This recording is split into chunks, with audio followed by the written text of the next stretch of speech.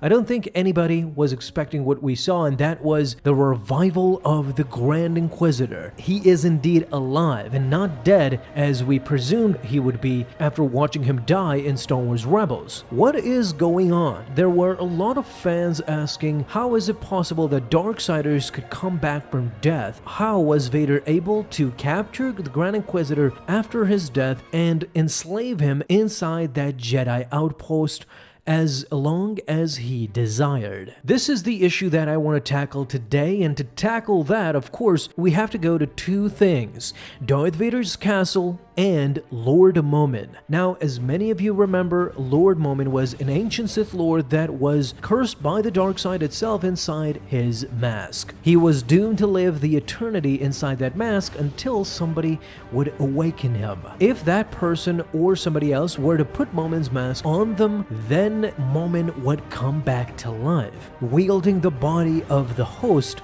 but as himself. Naturally, this opened up a lot of things that were previously impossible in Star Wars. Objects now were cursed in a way that they could contain a person. Holocrons contain knowledge, but the Mask of Momin was something way beyond that. What's even crazier is that Palpatine got it from inside the Jedi Temple, from Jakastanu's hideout, so the Jedi were actually keeping it secret from the galaxy. Darth Vader, of course, jumped at the chance to use Momin for his knowledge, his architectural knowledge, as he was artistic as it could be. He was so edgy that basically even the Sith were revolted by him and did not consider him part of the Brotherhood. The ancient Sith and the modern Sith did not teach anything about Lord Momin, but for Darth Vader, I don't think that was possible. Vader wanted to go to any length in order to revive Padme Amidala again,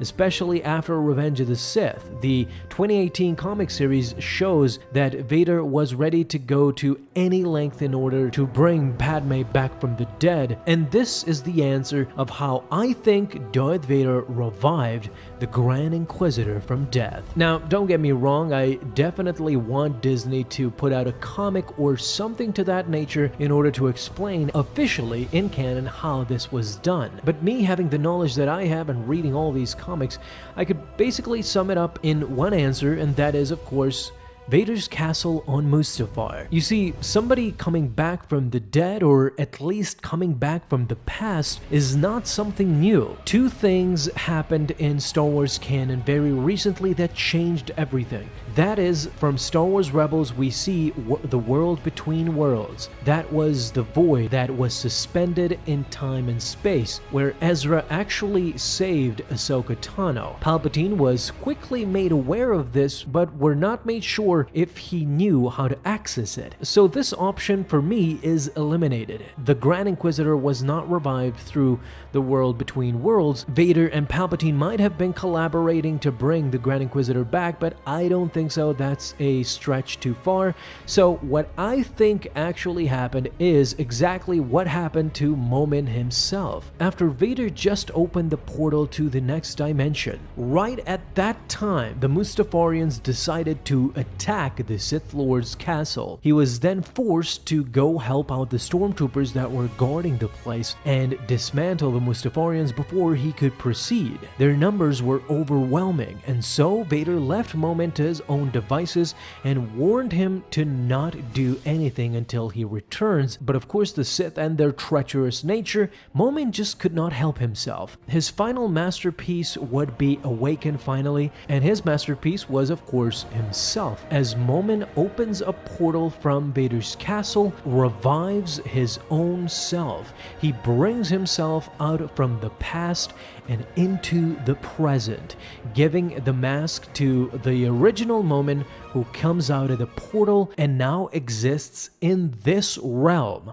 with Darth Vader. Once Darth Vader is back, he immediately finds out what happened and quickly battles Lord Momin, the original Lord Momin at that, but still he was no match for the Dark Lord of the Sith and Darth Vader, who was all too powerful and all too determined to enter that world and bring Padme back from the dead. Once Momin was dead, now it was officially confirmed in canon that somehow, some way, there could be a way to bring people back from the dead. Vader did not have that luck with Padme Amidala as she was destroyed inside that realm. However, Momin shows us that it could happen. One weird little thing that happens at the end of the 2018 comic series of Darth Vader is that Vader, after he exits the portal, he grabs his lightsaber and plunges it into the altar. What happens next is basically insinuated that he probably destroyed the altar, but it is not made exactly clear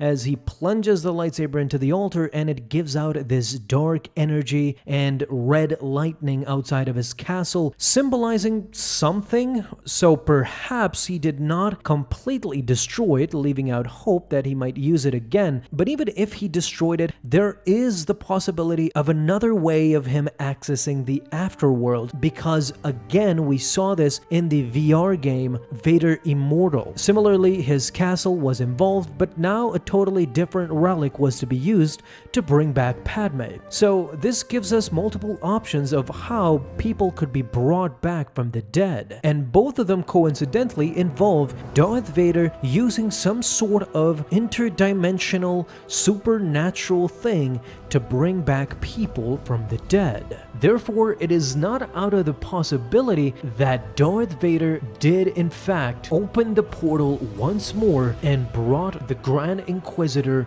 out from death. Since he is engulfed in fire, it could possibly be that he was captured as he entered the fire once he was falling into his death. This is why he is always suspended in fire. This symbolizes basically life after death, and something worse than death, as the Grand Inquisitor warned us. This is it. Vader literally grabbed him out of death and into servitude for him into this realm. He will forever burn and exist only when Vader wishes. It is a cruel, cruel fate to have, but he did warn us. The Grand Inquisitor knew something that the public and Kanan Jarrus did not, since he said that before he jumped to his death and into the fire. He knew what Vader was capable of, especially now with his castle and this portal. Supernatural things were happening, and the Grand Inquisitor was well aware. This knowledge that the Grand Inquisitor possessed did not just come from him experiencing how cruel Darth Vader was and how powerful he was, but from reading everything inside the Jedi library. In the comics, we see the Grand Inquisitor rifling through books inside the Jedi library as he was thirsty for knowledge and wanted to know everything. So who's to say that the Grand Inquisitor ultimately got this knowledge from the Jedi library? He understood that things were possible that were worse than death. Death would be an optimal solution to what is possible through the Force or through Sith magic. Again, I bring back the possibility that Palpatine and Vader were collaborating at this point, maybe used some Sith alchemy to bring the Grand Inquisitor back, or at least once Vader brought him back from the portal and inside this realm, with Sith alchemy they were able to enslave him forever in servitude to Darth Vader and the Sith. It is basically the cleanest and most obvious answer I could give right now, but of course that doesn't mean I'm completely right. Disney, we're waiting. Let's see what actually happened or if I'm right. But what do you guys think as well? Talk to me down below in the comments. Thank you guys so much for watching this video, and if you enjoyed, leave a thumbs up down below, subscribe for dailies. Now you have an awesome day, Star Wars fans. I'll see you in the next video, and may the Force be with you until then.